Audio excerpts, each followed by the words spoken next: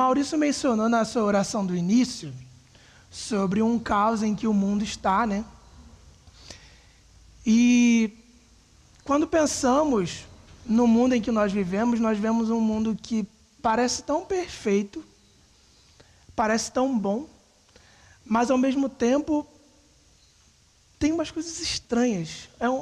Eu já ouvi um termo, esse mundo é uma estranha perfeição. Ele parece perfeito, mas ao mesmo tempo ele não é perfeito.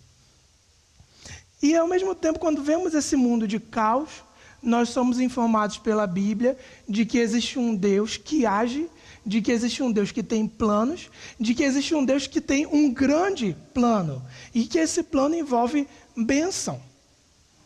Bênção para todo o mundo, um plano de justiça, paz, alegria. Mas aí então nós voltamos ao caos. Nós olhamos para a cidade de São Paulo e vemos 90 mil moradores de rua. É quase a população da cidade onde meus pais moram, que é uma cidade que não é tão pequena assim.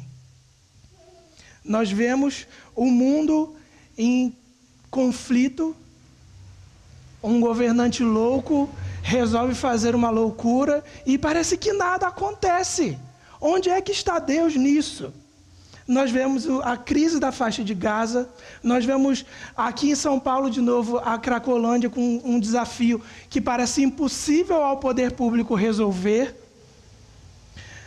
Nós vemos o ateísmo, o agnosticismo e a falta de religião crescendo, a desesperança, o desespero, os transtornos emocionais, como nunca nós vimos na história, apesar de vivermos na época mais próspera da história.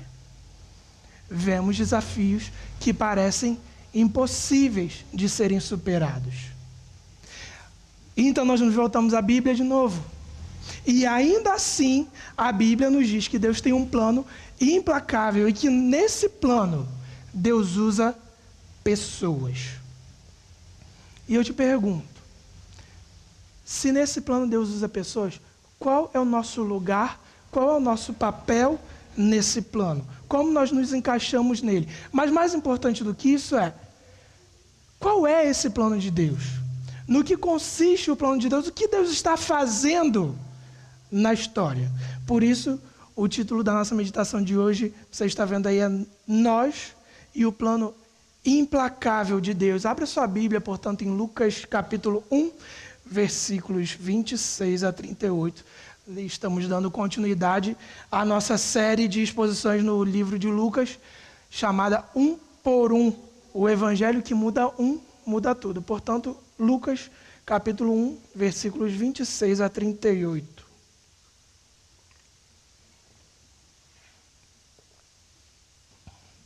Lucas 1, versículos 26 a 38. Se você não estiver com sua Bíblia, você pode acompanhar a leitura pela tela.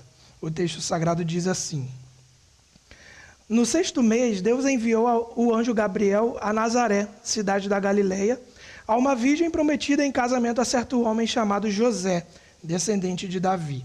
O nome da virgem era Maria. O anjo, aproximando-se dela, disse: Alegre-se, agraciada, o Senhor está com você. Maria ficou perturbada com essas palavras, pensando no que poderia significar esta saudação. Mas o anjo lhe disse: Não tenha medo, Maria. Você foi agraciada por Deus.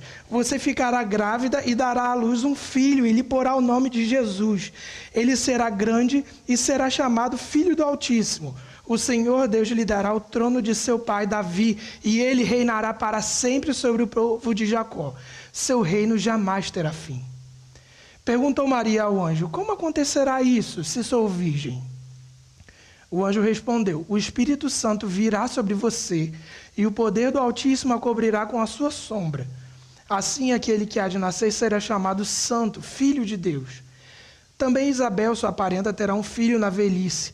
Aquela que diziam ser estéril já está em seu 6º mês de gestação, pois nada é impossível para Deus. Respondeu Maria: Sou serva do Senhor, que aconteça comigo conforme a tua palavra. Então o anjo a deixou. Queridos, os problemas do nosso mundo não são exclusividade de nossa geração. Claro, existem coisas específicas, mas desde a queda do homem no pecado, o mundo é caracterizado por problemas.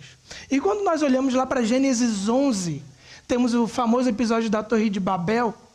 Parece que quando Deus confunde as línguas, cada grupo de pessoas se divide e sai para determinado lugar. Parece que ali o pecado realmente ficou sem solução. Então ali se formam diversos governos, inimizades, um caos governamental no mundo que parece não ser dirigido por uma só autoridade. E aí nós temos essa tensão. E agora, o que vai acontecer? E a solução de Deus para esse problema, esse pecado, é que Deus começa a tratar com pessoas.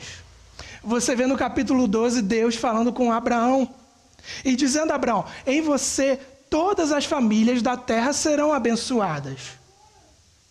Em Abraão, Deus começa a reversão de Babel.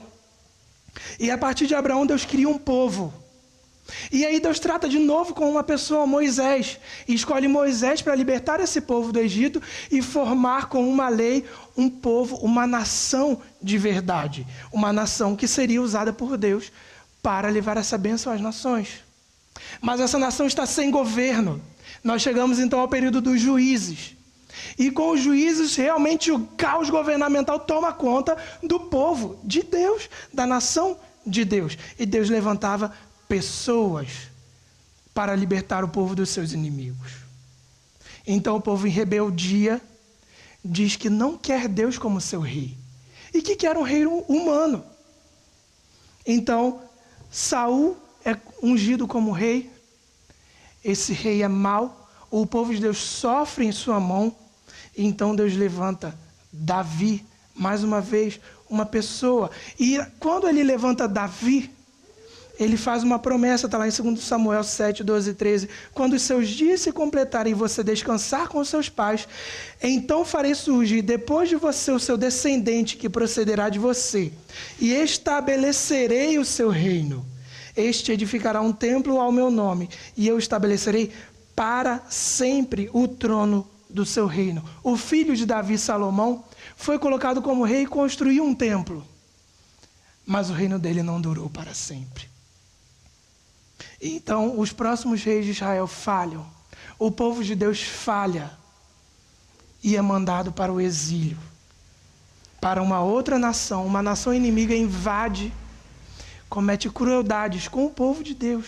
Leva esse povo para uma terra estranha a eles.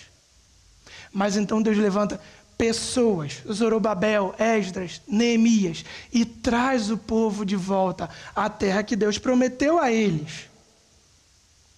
Mas nem tudo está resolvido, porque eles continuam sob o poder dos seus inimigos. E a pergunta no povo de Deus permanece: onde está o reino que Deus prometeu a Davi e que duraria para todo sempre? Onde está a bênção a todas as nações? Onde está a solução para Babel? Onde está a solução para a queda no Éden? E a expectativa era grande, mas 400 anos se passam e Deus não levanta mais pessoas para falar e trazer a sua palavra ao seu. Mas se antes estávamos em completo silêncio, agora, nos 2 primeiros capítulos de Lucas, parece que o mundo espiritual está em agitação como nunca antes. Vemos anjos o tempo inteiro aparecendo. E esse anjo, o anjo Gabriel, por exemplo, ele vai a pessoas, ele vai a Zacarias, como vimos na semana passada, e diz que a esposa de Zacarias, Isabel, ficaria grávida, apesar de ser estéril. E mais, o filho que Isabel daria à luz seria João, ele prepararia o caminho para o Senhor. E então, anos depois, nós vemos que João Batista seria a voz do que clama no deserto: preparem o caminho para o Senhor, façam veredas retas para ele. Todo o vale será aterrado e todas as montanhas e colinas niveladas. As estradas tortuosas serão endireitadas e os caminhos acidentados aplanados. E toda a humanidade verá a salvação de Deus. Por que todo esse movimento? Nos 2 primeiros capítulos de Lucas, depois de 400 anos de silêncio, porque o plano implacável de Deus estava a todo vapor, continuava a todo vapor, e agora algo muito importante está para acontecer. E o que se desenrola nesse episódio que nós vemos? O anjo Gabriel vai a uma pessoa, Maria. Veja comigo os versículos 26 a 28. No 6º mês, o anjo Gabriel, Deus enviou o anjo Gabriel a Nazaré, cidade da Galileia, a uma virgem prometida em casamento a certo homem chamado José, descendente de Davi. O nome da virgem era Maria. Quem era Maria? Maria era provavelmente uma adolescente, simples, pobre e numa cidade insignificante, Nazaré, de uma região pior ainda, Galileia. Ela estava seguindo o caminho normal da sua cultura, casar-se com um homem. Ela era noiva dele. E vemos 2 vezes o texto ressaltando que ela era virgem. Essa Maria, no 6º mês de gravidez da sua prima Isabel, no 6º mês, é o 6º mês de gravidez de Isabel, conforme vemos no versículo 24, ela estava no 5º mês, no 6º mês, Deus enviou o anjo Gabriel a Maria. E ele chega até Maria e diz no versículo 28, o anjo aproximando-se dela disse, alegre-se, agraciada, o Senhor está com você. Agraciada, favorecida por Deus, beneficiada por Deus. Aqui nós precisamos esclarecer. Agraciada não significa graciosa, não significa alguém que dispensa, que dá graça. Significa alguém que é objeto da graça de Deus, que recebe graça de Deus. Tivemos um problema com a tradução cheia de graça que gerou uma certa doutrina de que Maria, de alguma forma, dispensa graça aos crentes, aos que têm fé em Deus e que dessa forma ela liga as pessoas a Deus de alguma forma. O que esse termo está dizendo é que na verdade Maria recebeu graça de Deus. Agraciada é um verbo no passivo. Isso significa que ela foi abençoada por Deus, favorecida, beneficiada por Deus. E qual é a essência dessa graça? O anjo continua, o Senhor está com você. Vemos aqui que o plano de Deus é gracioso porque escolhe pessoas para beneficiá-las, para derramar favor e bênção sobre a vida de pessoas. Mas que benefícios são esses? Aqui o texto nos diz que Maria ficou perturbada com essas palavras, porque agraciada não era exatamente uma saudação que as pessoas davam umas às outras. E você pode pensar, Maria, o que ela poderia pensar ou ouvir que ela era agraciada, favorecida? Afinal, quem eram os favorecidos no momento em que ela vivia? Eram os dominadores romanos.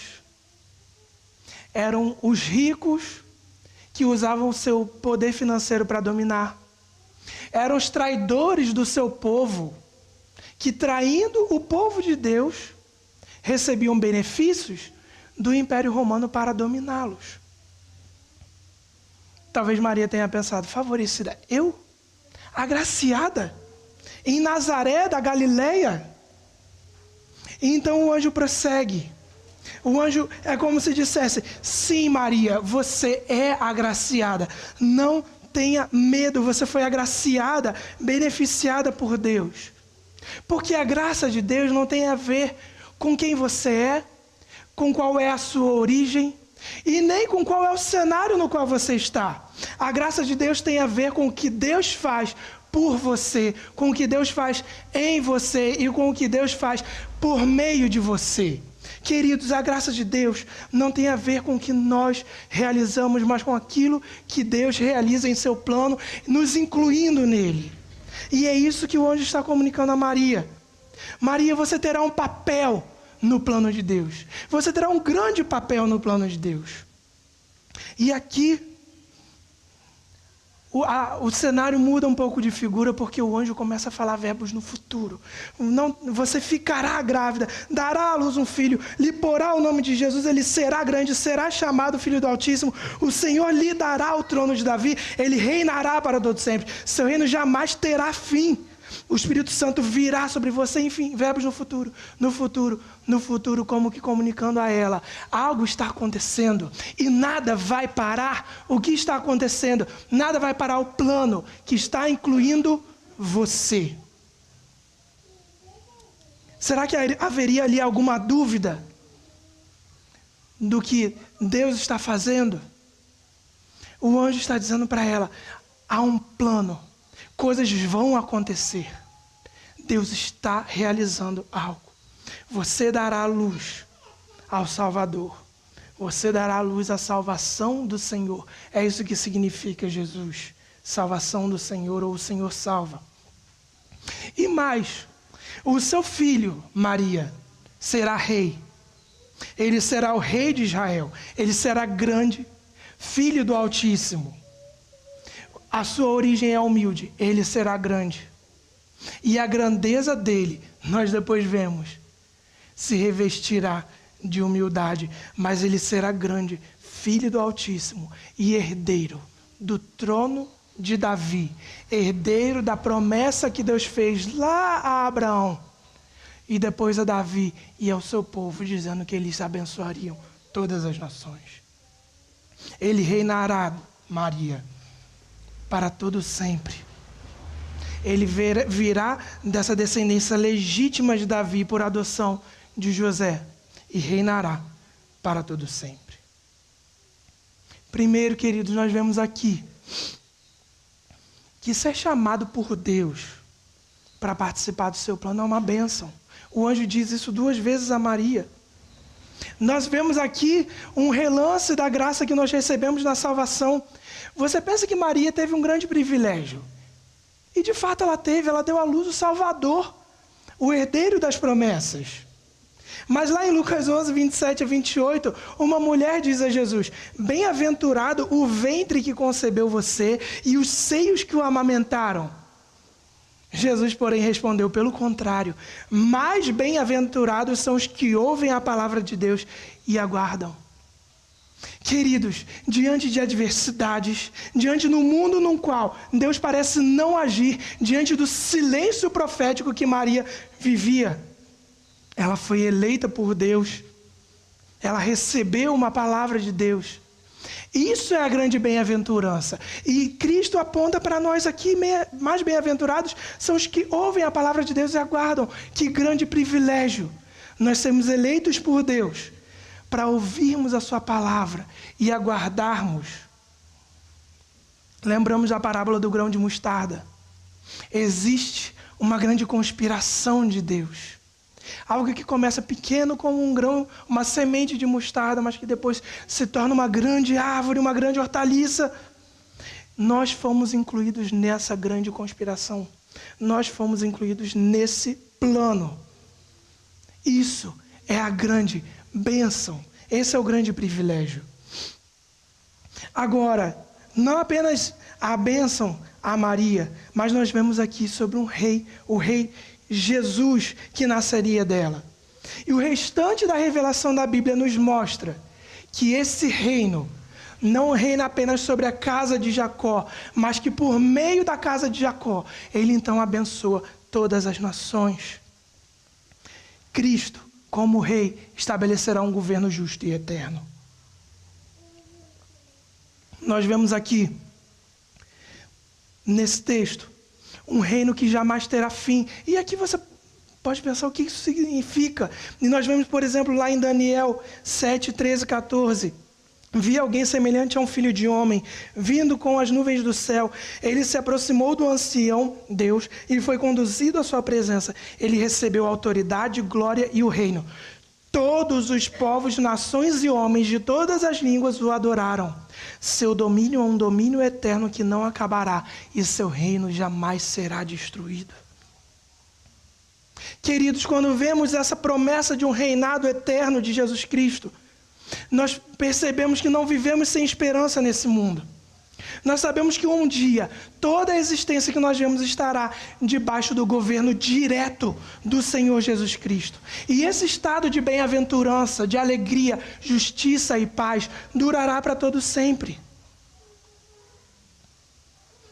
Se esse dia chegasse amanhã, Imaginem a grande alegria. Você anseia por esse dia em que Cristo virá e reinará. A gente ouve muitas vezes a alegria de pobre dura pouco. A gente às vezes ouve tudo que é bom dura pouco. Nada que é bom dura para sempre. A nossa viagem, o show do Lollapalooza, as festas que nós vamos, a comida, eu amo comer. Mas a comida daqui me dá azia. A comida daqui me deixa empanturrado, me deixa inchado. Alegrias que não duram para sempre. E você pode tentar estender a sua alegria para sempre. Aqui, você vai morrer. Mas com relação ao reino de Deus, John Newton, autor daquele hino Amazing Grace, diz: quando estivermos lá por 10.000 anos, resplandecentes como o sol, não teremos menos dias para cantar os louvores de Deus do que no dia em que começamos. Você pode imaginar isso? Milhões de anos de bem-aventurança e olhando para frente, não diminui, não acaba. Esse é o plano gracioso e implacável de Deus. Não existe dúvida. O plano de Deus é um reino eterno que acontecerá. E nós somos ainda mais bem-aventurados, porque temos acesso a essa ação de Deus que já ocorreu e que aponta para a consumação de todas as coisas. Mas então nossos olhos são dirigidos para cá de novo. Então nós levantamos na segunda-feira e vemos de novo todos os desafios, todas as barreiras para que o plano de Deus se cumpra. Maria também tinha uma barreira. Nós vemos que hoje não é a primeira vez que o reino de Deus se depara com uma barreira, com um desafio, com um empecilho. E Maria então traz uma pequena barreira. Perguntou Maria ao anjo: como acontecerá isso se sou virgem? Pela terceira vez o termo virgem aparece nesse texto. Anjo, eu não sei se você entendeu, mas isso que você está dizendo não é possível. E aqui nós vemos um contraste com a pergunta de Zacarias, que estava cheia de incredulidade.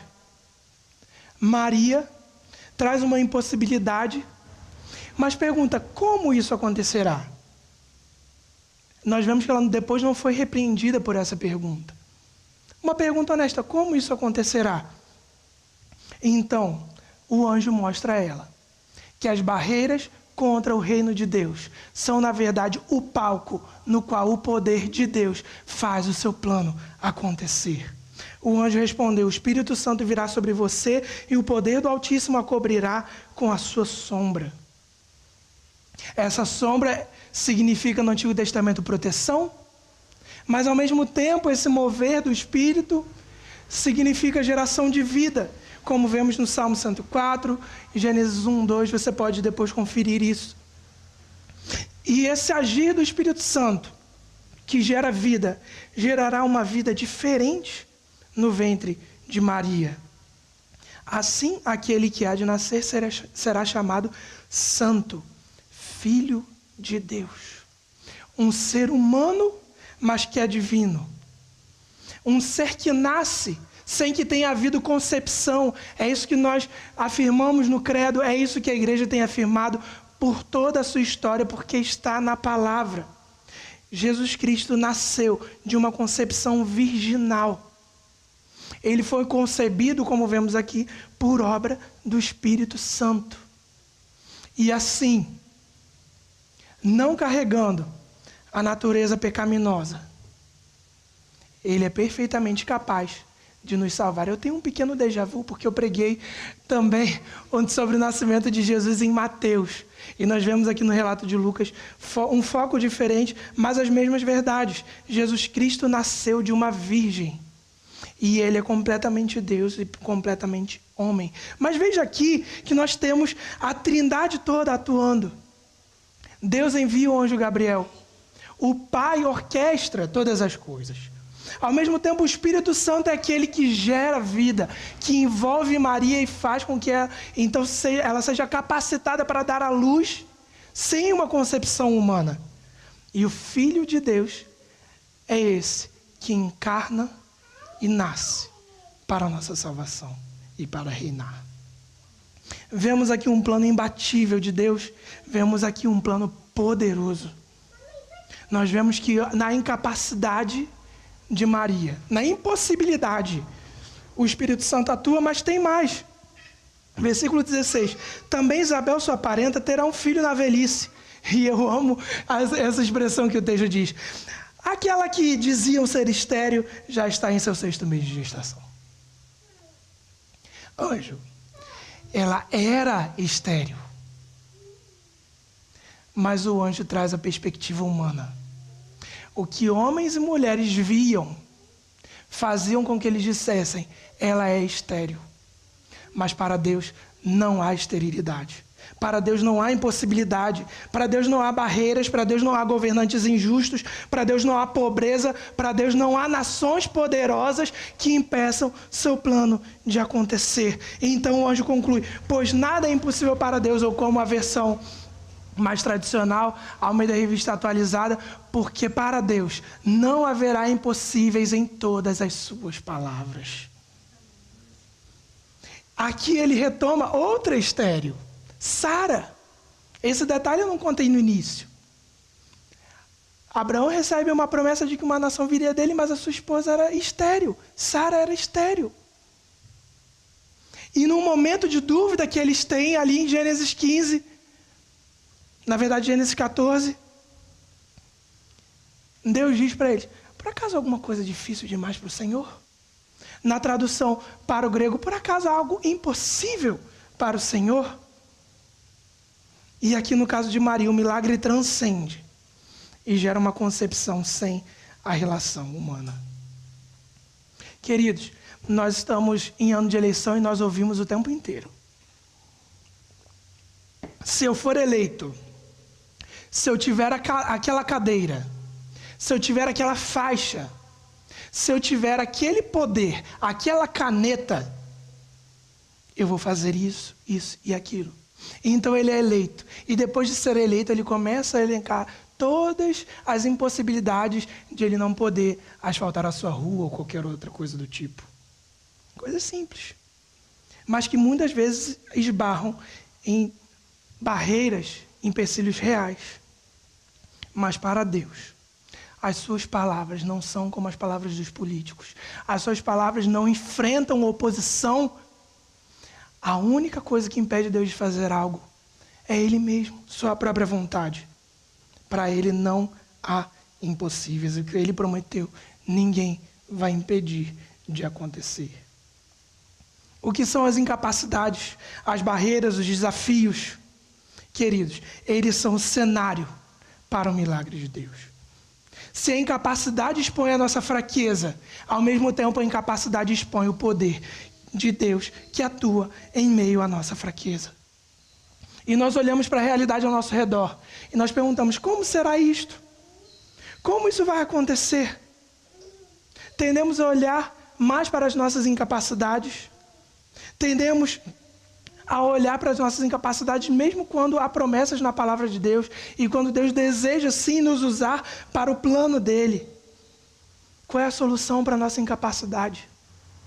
O poder do Espírito Santo. O mesmo que gerou Jesus em Maria, o mesmo que ressuscitou Jesus dentre os mortos, é aquele que habita em nosso interior e nos capacita. Queridos, o Evangelho cobriu as nossas imperfeições com a justificação. O Evangelho reduz as nossas imperfeições pela santificação. E o Evangelho destruirá as nossas incapacidades quando finalmente formos glorificados na volta de Jesus Cristo. E hoje esse poder do Espírito já atua em nosso interior. Querido, ao olharmos para as incapacidades, ao olharmos para as impossibilidades, para os pecados, para os desafios, nós podemos afirmar, eles não são determinantes. Nós poderíamos colocar tudo a perder. Se Deus colocasse a solução para o mundo em nossas mãos, nós poderíamos colocar tudo a perder e certamente colocaríamos. Mas o poder de Deus nos usa mesmo sendo imperfeitos. E Deus sempre é glorificado na nossa incapacidade, porque é o lugar no qual o poder de Deus atua. Como deveríamos então olhar para os desafios de hoje? Para os desafios de uma metrópole que se opõe ao Evangelho, para os desafios de um governo injusto, para os desafios da decadência moral dos nossos dias, os rumores de guerra, a frieza espiritual de muitas das igrejas, os erros doutrinários. Como nós encaramos isso? Como nós continuamos cheios de esperança para isso? Porque nós vemos essas impossibilidades e nós olhamos para isso como palco no qual o poder de Deus continua agindo na história. E isso é em nosso favor, e isso é em nós, e isso por meio de nós, para abençoarmos esse mundo. O plano de Deus, queridos, é gracioso. O plano de Deus é implacável e o plano de Deus é poderoso. O plano de Deus é a instauração de um reino eterno. E diante disso, qual é a nossa resposta? Qual deveria ser a nossa resposta? Afinal, uma resposta é necessária. Maria fez uma pergunta, o anjo expõe o grandioso plano de Deus em Jesus Cristo para a restauração de todas as coisas.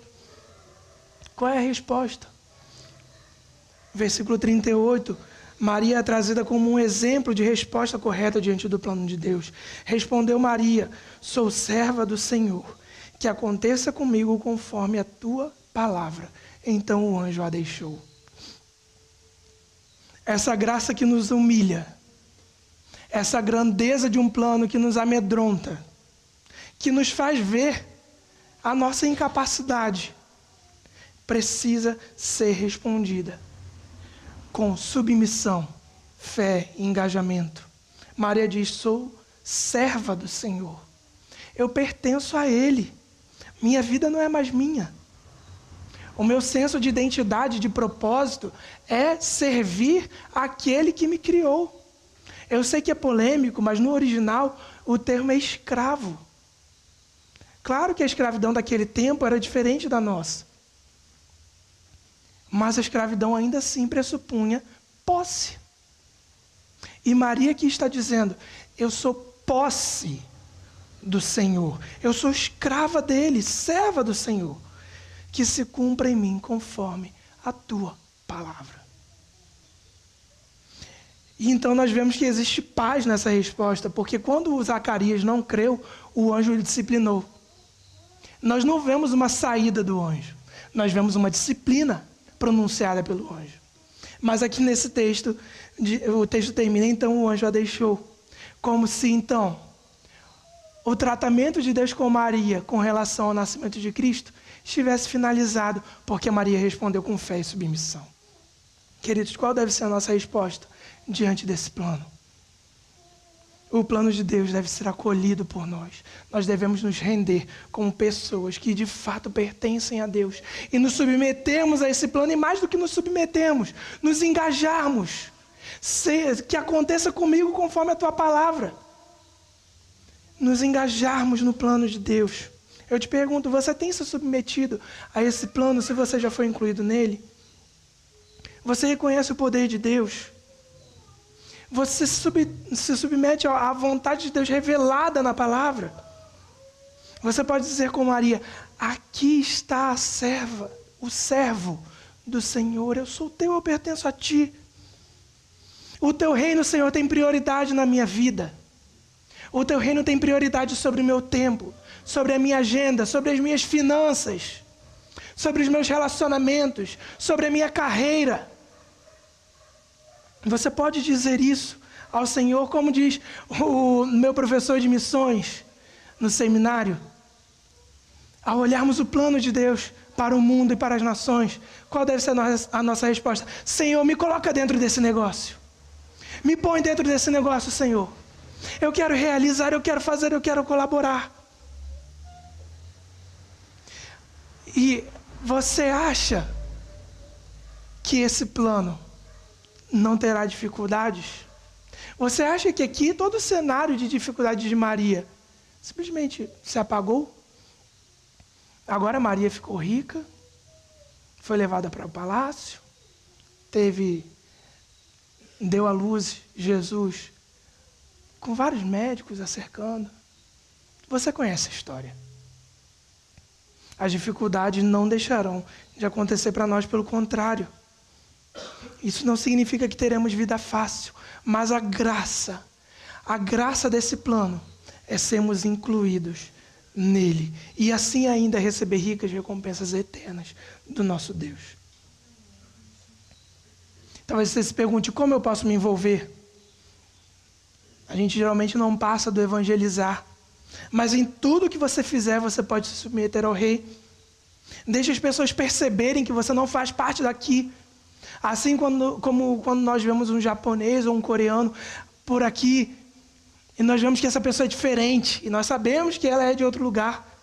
Deixe sua vida transpirar que você não é daqui, que você é de outro reino. Seja onde for que você esteja, onde quer que Deus tenha colocado você, Deus está te enviando para ser agente do reino. Viva a luz disso. Viva a luz da consumação futura desse reino.